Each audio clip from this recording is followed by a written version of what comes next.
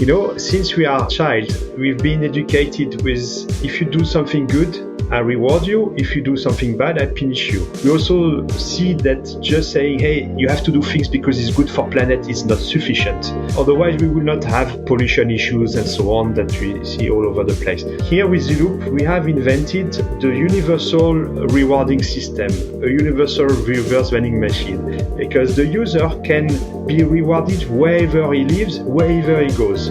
The application is based on crowdsourcing of the collection point. You take a picture and you have to declare the numbers of bottles. So if you have 5 bottles, you take a picture of 5, you upload in the system, and we validate that there are indeed 5 bottles in your deposit. Welcome to Mindful Businesses, presented by Sarani, and I'm your host, Vidya Iyer. In our podcast, we bring to you brands that are mindful in their practices and processes. A mindful business adopts and employs sustainable social, economic, and environmental practices. Today, we have with us Eric Schaffner, CEO and founder of ZeLoop, the eco-friendly app that rewards goodness. Eric joins us from Strasbourg, France. Welcome, Eric. Thank you. It's a pleasure to be here today. So blockchain is sort of the buzzword, right? Can you explain in very simple layman's term, what is blockchain? It's defined as a decentralized network. So to make it very simple to understand, when you do a transaction with a credit card, that information goes to the server. This information is treated centralized in that server, and then the result of that transaction is back to your card and you can pay and so on. On the blockchain, when there's a transaction, that transaction is encrypted and is then sent to different computers, decentralized, and those computers will have to perform an algorithm to understand, to find out the code that has encrypted that transaction. And the first who have found that unique code will inform the others that he has found. And they will validate that he has found the right code. Mm-hmm. And therefore, then they will validate the transaction. And that transaction then will be encrypted as a block and will be linked to the previous blocks that were already validated, hence the name of a chain of blockchain. And that is why it's considered as very secure, because you can't just compromise the information at one level of the chain. If you compromise that at one level, you break the chain, so it's very visible. And opposite to a centralized organization, the information is then validated in the end of the whole network, the whole blockchain that will has been designed to code those different transactions. Then you have different blockchains, but in principle is really the difference. On the centralized organization, obviously the information is controlled and the decision is controlled by that centralized organization. On the blockchain is decentralized and in the hands on the users, basically. So how does it help sustainability? Is it only the transparency part or more than that? There is for sure transparency. Here in our case, using the blockchain, we are validating transaction where people deposit plastic bottles to point of collection, but tomorrow on the platform it can be other recyclable or other eco-friendly gestures that we want to validate. So since the validation is encrypted on the blockchain, there is a transparency and there's also makes a trustable network. I can't claim in ZeLoop all our transaction is on the blockchain. I can't claim that I have a process with the ZeLoopian 10 million of bottles, because at the same time in the app you can see that 10 million bottles will mean 100 times, so it will be 1 billion token distributed and so on.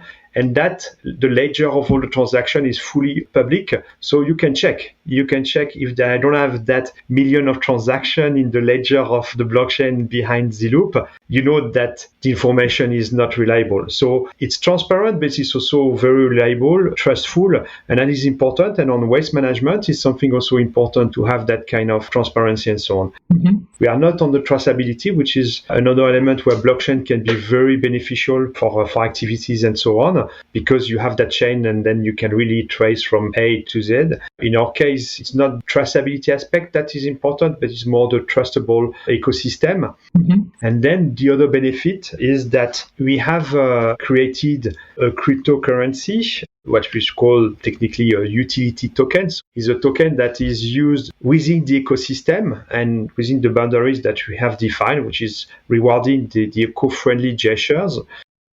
So human beings like to be rewarded for change. There's a psychologist, Lewin. He's like a major change management guru. He starts with first identifying the problem, and he says unfreezing. So we are all in this way. Our practices are how unsustainable or sustainable, whichever way, whatever you want to change, you recognize it and unfreeze it. The next, he calls it moving, where you make changes in your behavior to bring about the effect that you want, the change that you want to create. But the third and most important component is to be consistent with that behavior. And he calls it freeze. And for that behavior, he says you need a reward system. Is that your plan with ZeLoop? I can't more agree with him, actually. And I can even develop further is, since we are a child, we've been educated with, if you do something good, I reward you. If you do something bad, I punish you. From the babyhood, you get that. And when it comes to recycling, we expect from people that they have to sort. It's natural because it's good for planet, but they don't deserve anything. Why on that specific field, there is not that dual possibility? You find system where we are more on the penalty way. So if you don't recycle, if you don't bring your trash to the right point, you lose your deposit and so on. That is kind of punishment. Mm-hmm. But you don't see reward. And reward is part of our culture worldwide. It is not a culture for country. It's really in the human being. We have been educated everywhere for being rewarded or being punished. So we strongly believe on rewarding. We also see that just saying, hey, you have to do things because it's good for planet is not sufficient. Otherwise, we will not have pollution issues and so on that we see all over the place. So we have to find different lever for engagement. Rewarding is one of that lever, and definitely is where we are. So with some different elements that can develop. But the first element, the most important, and then you were saying that also, is the continuity.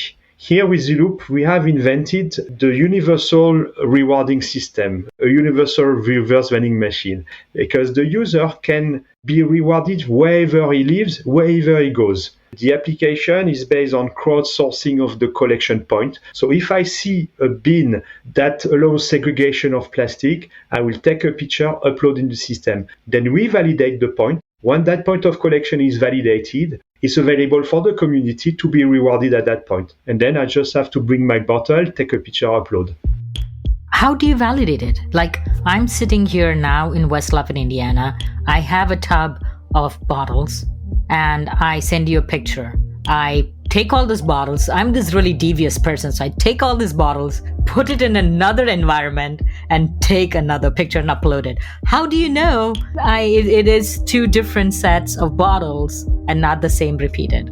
So first, when you will do that process in ZeLoop, you can only take a picture if you are by the collection point that has been validated. We use the geolocation of the user to validate that is next to the bin. So first stage, you can't take a picture at home 10 times and after go to a place or fake it. You have to physically go to the bin. That you physically have to go to a bin is already an element that will deter most of the people who are trying to deviate, or to cheat, let's call it. Well, it's too much work basically to cheat. All right. Nevertheless, some people may still try to cheat by the point with faking the deposit, repeating and so on. But we record every single deposit. You take a picture and you have to declare the numbers of bottles. So if you have 5 bottles, you take a picture of 5, you upload in the system, and we validate that there are indeed 5 bottles in your deposit. If you have 10, you have to show about 10 in your picture. If it's less, you're not going to get the full amount of reward because we only see less bottles. Mm-hmm. If you want to deposit a lot of bottles because you don't want to make it painful to deposit, some people have a strategy to accumulate and after go to the deposit, which is a good habit. better. It reduces the transport and the impact of that transport, but we don't want them to do 10 by 10 by 10. So they have the possibility to use the I'm lucky function where they take a picture of the bulk and we estimate. Obviously, sometimes we are in excess, sometimes we are below, but the point is they can make it easily. One go, they can deposit, and after they will rely on a bit of luck. Mm-hmm. Then if someone is still trying to cheat within that framework, we've already followed ZeLoop. We had deposit for over a year now, more than 20,000 deposit actions validated and so on. So we know also the standard behavior of a collector. There are some patterns that we know, and when someone is deviating, usually is not within those patterns. So we can also have alarms on that deviation and say, hey, this deposit sequence is suspicious, and then we will have an extra check by human being to see if everything is okay or something is wrong. And if it's something wrong, then we will obviously go further. So it's similar to your credit card fraud alerts that you get? Absolutely, yeah. It's an algorithm that tells you, hey, something is fishy on that behavior. Let's have a look. And since we have in record all the bottles, and we know the association, the bottles and the deposit point, the location. So, you know, if someone repeat at the same point, if someone repeat the deposit in different points, mm-hmm. You know, if you go from point to point, it can't be within 30 seconds. It will need a certain time between. So there's many elements where you can check the behavior, whether it's a legit deposit or not. So when you're verifying these things, you're not doing it visually. You are primarily a technology company. Yeah, it's technology. It's a mixture of machine learning and human cross-check when it's required. So what do I get in return? So in return, you will receive our cryptocurrency that's called Eco Rewards. Mm-hmm. We have minted 80 billion Eco Rewards that are for distribution free to the user. And those Eco Rewards work also as a point system.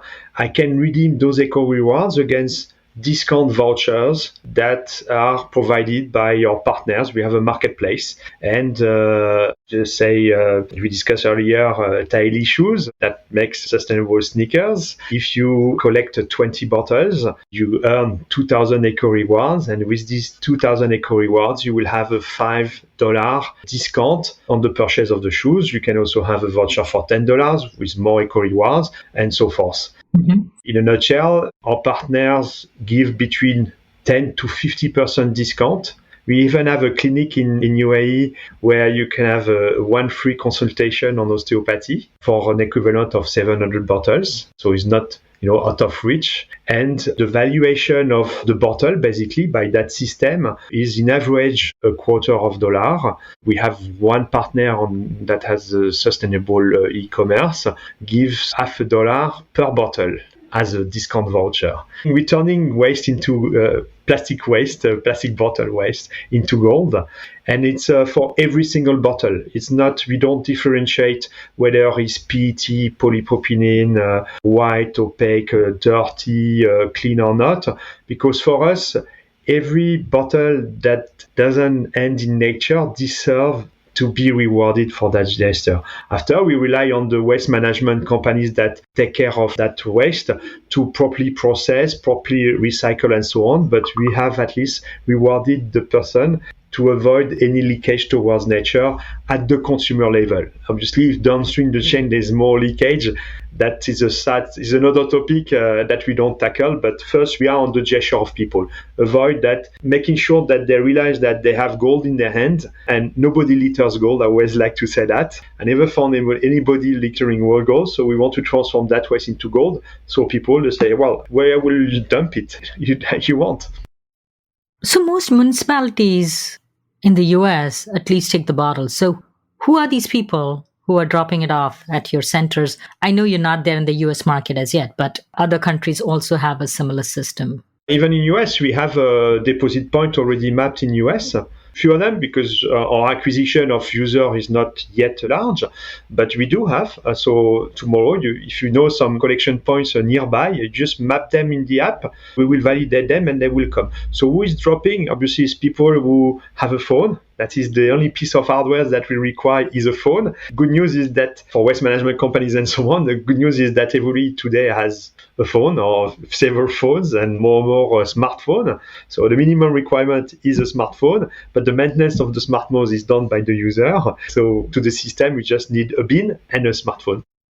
I was referring to more the attitude of the customer. What drives him to go and drop it off? The reward system? Obviously, we have the people who like to do that because it's good for the planet, who have already been in sorting and so on. They have already reflex, but then they say, oh, since I'm already doing it, why not being rewarded for that? It's a plus. Mm-hmm. But I would say it's, obviously, we love those people because they are early adopters and they're very important to spread the word and so on. But in terms of impact, we don't do much more differential impact because they were already doing the right gesture. But they are very important, obviously, to get that at base for acquisition. But the big win is when we have other people that normally don't do it for the fact it's good for the planet, then are attracted by the reward, either the systematic reward, which has an easy conversion, and tomorrow the token is going to be listed end of October. So once it's been listed, we will go one step further in the universality of the solution because the reward will be universal, because the core reward will be fungible against Bitcoin and USDT. So you're saying you would have a token which I could convert into a Bitcoin or into a USD?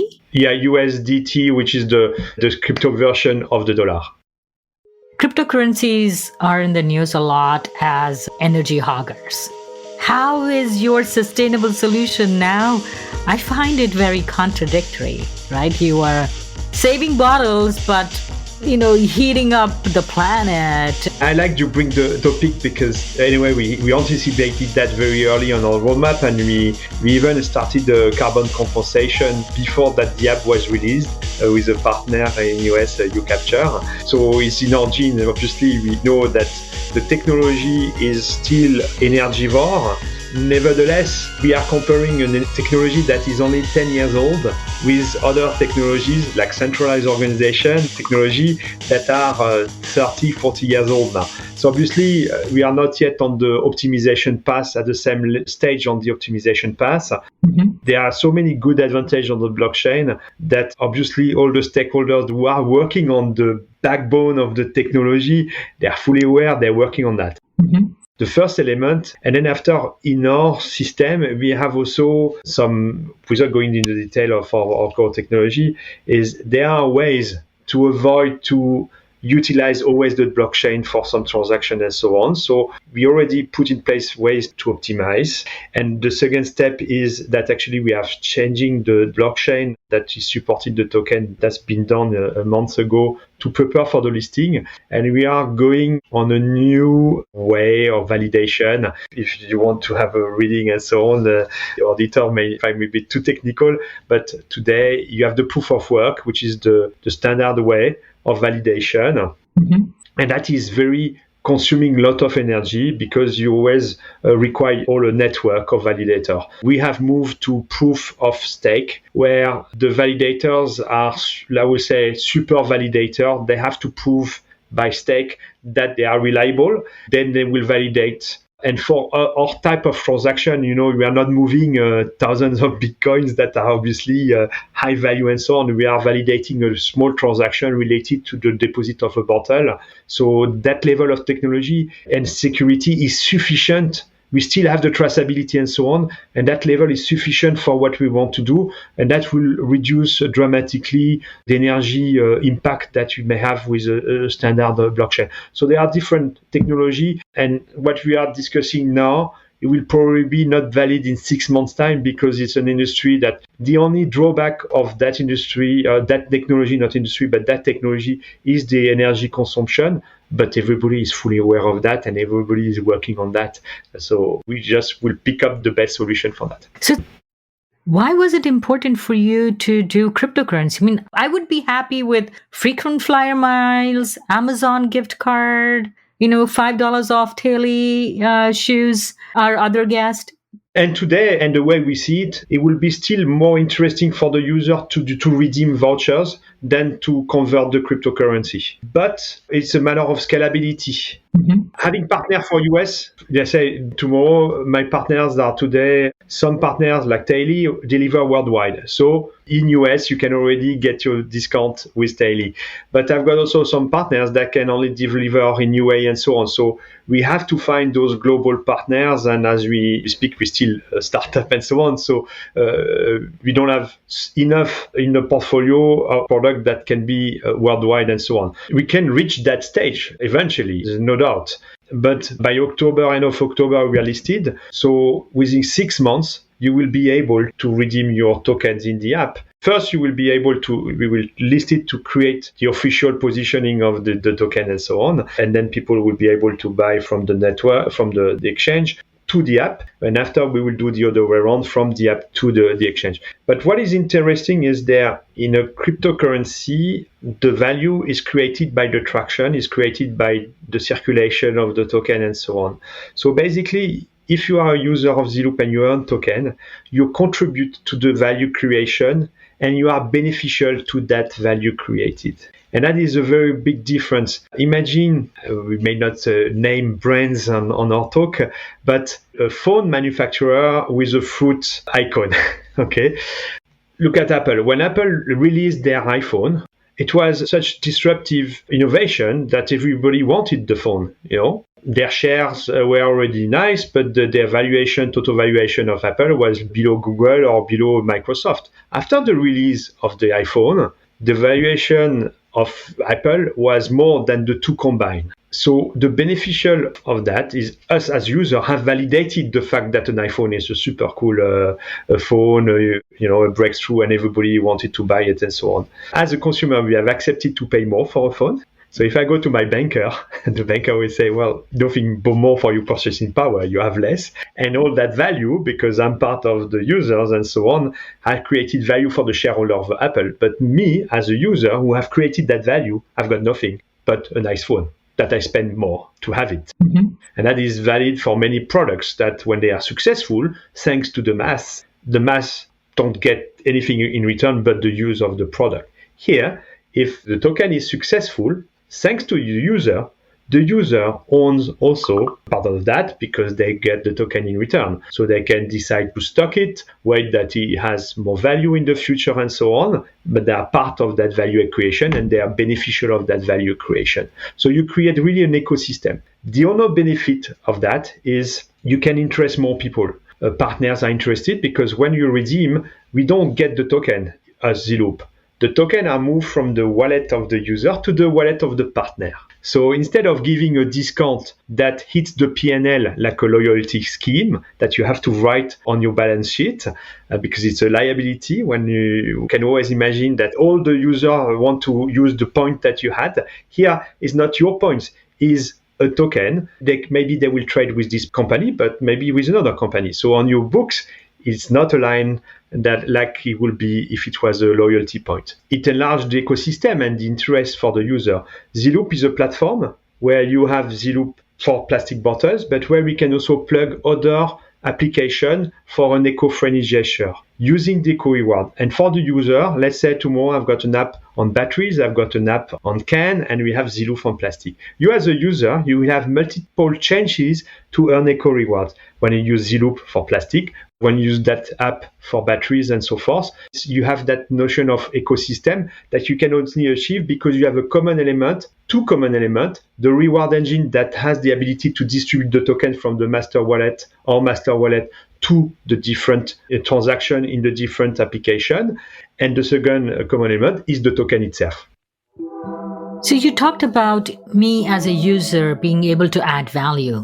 How is first the value determined and how is the value stable? Like in case of currency, a $1 bill, I know what I can buy today with a $1 bill and also what I could potentially buy tomorrow or a year later. But with your valuation, with no oversight, how do I know? You're telling me my tokens will give me $5 off buying a shoe. How do I know what I get when I sign up to give you the bottles and say 6 months, 8 months later when I redeem it? It's where you have those two channels, I will say, for valuation.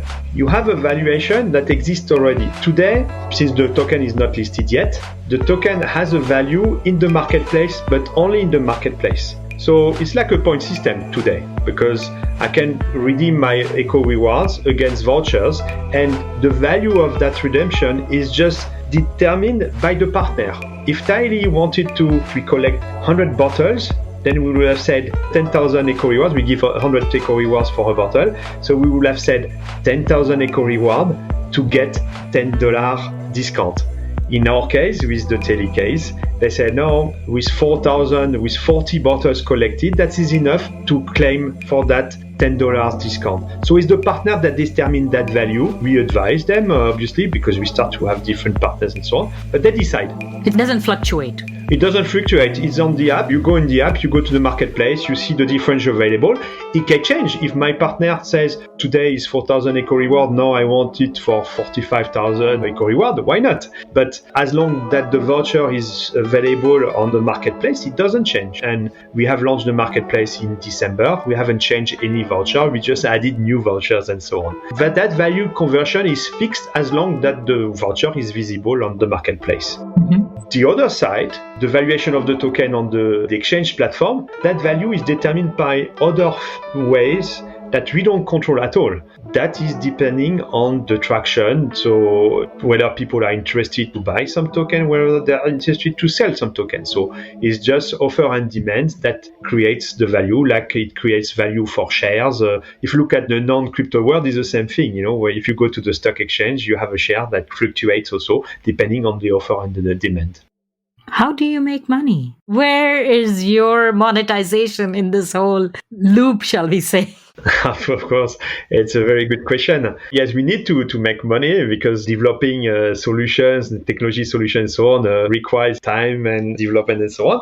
So the first element of revenue is that in the app, you have challenges. So we call that eco missions. So there are time-limited challenges that are sponsored by your partners. So if you are a brand and you want to have visibility for your CSR budget, for CSR strategy, and put your budget on something, usually what do companies when they start to focus on CSR? They will first try to reduce waste in their consumption at work and so on. They will optimize the packagings and so on they utilize to make their product or deliver the product. But they will also think about, hey, what do we do for our brand? Because consumers expect more and more brands to be sustainable and so on. So you need the visibility. So I'll give you an example of eco mission. We have done an eco mission with Nestlé Pure Life, which was rewarding the best collector in UAE, territory limited. It can be a single bin, it can be just at a shopping mall, can be a city, can be a community, can be a country, can be worldwide. The perimeter you want for the commission is the choice of the partner. Then the duration is also defined by the partner, and the prices they give for the top collectors is defined. So we organize that eco-mission, we post it in the application, people register, we validate all the deposit, we check the winners if they have not tried to trick the result and so on, and then they can reward, and then they can communicate. I give an example for Nestlé Pure Life. We collected over 50,000 bottles in a month with users, with the participants. Some top collectors collected like 5,000 bottles, which is in a month, 6 weeks. It's huge. The average consumption in UAE is 400 bottles per year. So when you collect 5,000 in a month, it's really demonstrate that people go extra miles to do for a chance to win. But the amount of bottle, if you compare to how much is produced by that brand, is very small. But the benefit for the brand in terms of communication, we have reached 5.7 million people through the different posts on social media that have seen that the brand is doing something that is tangible. We are incentivizing people to collect plastic bottles on the field. It's really on the ground, it's validated, it's tangible. And that is the value for a brand. And because it has a value for a brand, obviously, we charge for that service. And we have different partners. We have a waste management company doing a regular program. Also that for employers engagement. So we do the same kind of challenges, but just for employees of a company. And we can organize team versus team, site versus site, and so on. So that is the main source of revenue as we speak, the service of eco missions. After, I mentioned the platform. on the platform, we can plug other application. And so we can do white labels, which is adaptation of our ZeLoop, but rebrand it. So we do a reskin of it, or we add functionalities for the partners because maybe they want to recycle other, reward other recyclable, or really working on other topics. And then in that case, we will charge a setup fee because we have to design and adapt the application. And then after we have a license fee because we generate tokens for them to reward and so on. So that is the two main source of revenues. You have a Chrome extension too, right? What is that? So yes, we have a ZeLoop Impact. That is a browser extension that is disconnected in ZeLoop in such that is different support. ZeLoop is for active impact. On my mobile phone, if I want to do something good for the planet, I have to collect plastic bottles. But some people were saying, yes, but Eric, I don't have time for collecting plastic bottles. I got a life, I got my kids, I got things and so on. Well, fair enough. Well, I will have, eventually, I hope they will still move, but okay, it's everybody has his own constraints and so. So we wanted to have also something where that objection can be not an objection. You say, okay, so we have created ZeLoop Impact, which is a browser extension. So you plug that on Google, Edge, any other browser. Most of the main browsers are compatible. And that will be very silent. You don't feel it, you don't see it. It only activates if you go to one of 30,000 affiliated shops. And in that case, if you purchase by that shop, and it's still your choice is yours, sometimes there are some coupons that are available and then it will be proposed by the extension and say, hey, you can have save automatically will apply the best discount possible with that partner. And if you spend, in return, we get a small commission that will be distributed. It will cover part of the cost of the system and so on, the platform. And the rest will be directed to NGOs that have projects fighting pollution, fighting plastic pollution. So we are curating some NGOs. So it's free for the NGOs, it's free for the user. They can save money and they can generate some funds for NGOs to act on their behalf somehow. You know, you don't have time to collect plastic bottle, okay, but if you browse and shop online, at least you can collect. So we just wanted to have one more element to cover the impact. And then after it has a benefit for us, obviously, when people join ZeLoop Impact for some channels, we will invite them to eventually go to ZeLoop, and the other way around.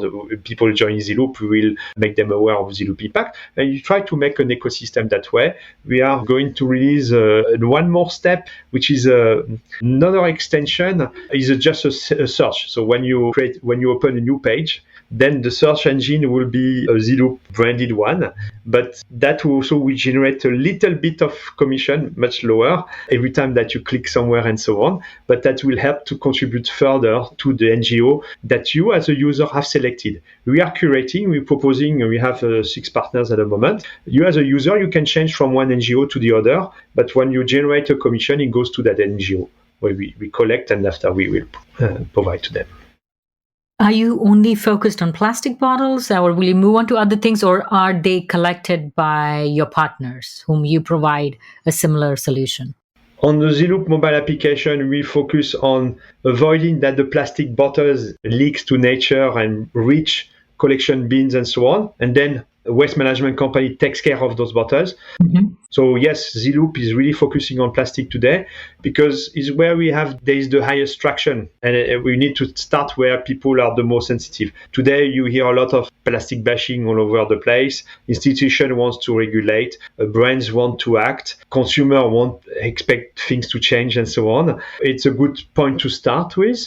But with the platform, it's more using the platform as a tool to extend beyond the plastic. Since the communication on ZeLoop is really on plastic, we don't want to confuse too much the user as often as we speak to say, hey, by the way, you can also do this and this. We focus on plastic. We know the business on plastic and so on. And then, battery app. We don't have knowledge on battery. I come from the packaging industry. I know very well the topic about can, glass, and plastic. But there are other recyclable. We don't have that knowledge. But companies, producers do have the knowledge, or waste management do have the knowledge. So it's better to give them the tool to do that engagement like we do on the plastic with ZeLoop. And then they will be better at engaging consumer, acquiring consumer users and so on from their own marketing channels and so on. So the platform, it's a faster way to reach an impact, because if you are just small, you will do a little impact. If we want to really have an impact, we need to touch much more people. Therefore, we multiply the efforts with different partners like that on the platform. How do I find my nearest collection point? Is it all available on the app? So it depends on the case scenario. If you live in a place, as a user, you will see the collection points that have been mapped by ZeLoopians 500 kilometers around you. Since you live in US, the likelihood that you see a collection point nearby in ZeLoop is quite low, because I don't know, we have about 50 points in US, so it may not be visible, depends where you are. Mm-hmm. If you are in France, you will see about 1,000. If you go in UA, there's about more than 2,000, 2,500.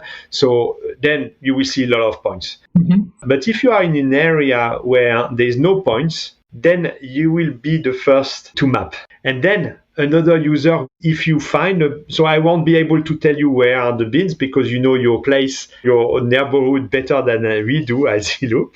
But once you have identified a point, you map it, and then you upload to the system, and then we validate, and then that point becomes visible for everybody living 500 kilometers around that point. Mm-hmm. Also for US, and only for US and for France, if you have a home sorting, some cities in US have a home sorting where you have a dual bin system.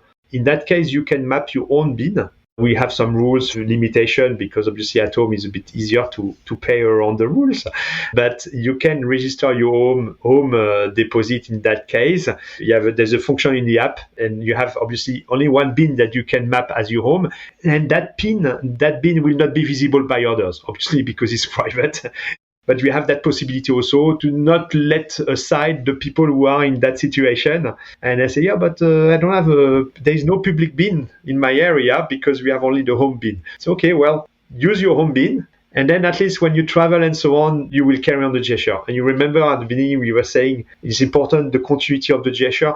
And that is also very important. Mm-hmm. I do it at home. I go at work. I can drop my bottle. There's only one place where we consume and generate waste. Is every time we move, we generate waste and so on. So it's important to give that continuity. When you talk about bottle, it is the fact that it could be milk jug or milk bottle. Any bottle, so water, milk, HDP, home personal care, shampoo and juice, whatever. It's a bottle, plastic, because our system has a limitation on the recognition for bottles, but it can be any type of bottle, any size. We don't make a difference if it's a small or a large. It's just for us, one bottle is 1 unit. For every single bottle, you get 100 tokens, no matter it's dirty, crushed, and so on. How do you pick these collection centers? So right now I am looking at your app. I downloaded it to see if there is a collection center near me. There isn't one, so I could have my individual collection point. But how would you create one? I know our streets and sanitation department in the city is super active. What are the attributes that are required for you to create a communal collection point? To validate, let's say, for us, we validate. Usually because we get picture from everywhere, sometimes we receive a picture of a bin and you see that the bin, even if you want to reward systematically the fact that people don't litter, but some bins in some countries, sometimes that we have seen, you can clearly see the heap of trash around the bin because it's not managed at all. So this one we will not validate. Mm-hmm. But usually, as soon that we see a recycle sign where we see plastic, or segregation, 3-way, 2-way bin, 3-way bin, drop-off center, and so on, that is very visible on the picture. We then assume that the first intention of whoever have installed that bin is to segregate, sort, and take care of the waste. In that case, we validate that point. There is many type of bins. We have actually listed, put some picture of bins in the app on the announcement section so people can visualize. But as long as it's a decent bin that shows recycling, because in some places, they collect everything, not only plastic in the same bin, but it's for recycling. Some others prefer to segregate. So you have general waste and plastic. Sometimes you have can, glass, and plastic. So Really depends from country to country. Mm-hmm. But that will be our decision when we see the picture. I don't know if you have heard of New York City canners. They actually survive by collecting recyclable cans and bottles off the street. Yeah. Often people who are homeless. How about empowering them as part of your app? It's what we call the informal sector, usually. And you see that also in other countries and so. Usually they do that, they get directly cash. What they want is, they bring the bottles or the can, and when they bring the bag, they got cash in return. Mm-hmm. And then usually in front of them, you have a counter, an organization that will maybe value or make money on the plastic or the can collected, and then basically they redistribute that money and they make a markup on the process. So we don't bring really value added to these people, because here we add the complexity with an app, with vouchers and so on, and they are not. So we are more upstream on the consumer. It's to avoid that it ends at first place. It should not end, and sadly there are people who have to do that for a living. But we could reflect about the society. It would be better that they have a more decent job, isn't it? Mm-hmm. Facilitating that job to make it even more staying longer on the long run. Is it really what we want? I'm not so sure. I prefer that tomorrow we have no plastic littered at all, because people drop it at the right place, and then we have to find for them a better job, educate and so on, and so they can have a better job, than just to say, I can trash it because anyway it's good for a guy that can pick my trash. It's a bit to give an excuse for the people to litter. But nevertheless, we have some discussion, but it's just, I would say, at our stage of maturity, of development of the company and so on, you can have a lot of ideas, but you have also to keep focus. So we are focusing on getting more users on the app without tapping on the informal sector. We had conversation and more in developing countries where that is really a business or just a source of living for many people. But we have to find a way that it simplifies their life, but then also can bring hope that they can elevate to the next stage. Otherwise, it's just exploiting the misery of people, and that is not really what we want. On that contemplative note, thank you so much, Eric Schaffner of ZeLoop, for coming on Mindful Businesses. It was a real pleasure to exchange in depth on what is in our heart, and all the team is driving hard, working hard to develop as fast as possible ZeLoop, so we can have the largest impact as possible. Thank you again. You're listening to Mindful Businesses, hosted and produced by Vidya Iyer. If you're a creator of a mindful brand or would like to recommend a mindful brand to be featured on our show, send an email to info@mindfulbusinessespodcast.com. Subscribe, rate, and review us on Apple Podcast. If you learned a thing or two from this episode, share it with one friend. We recorded this podcast in Lafayette, Indiana. Theme music composed by Tatum Gale. Marketing assistant is Caitlin Milligan. Advisors are Jim Stone and Anupama Purisha. This is Vidya Iyer with Mindful Businesses.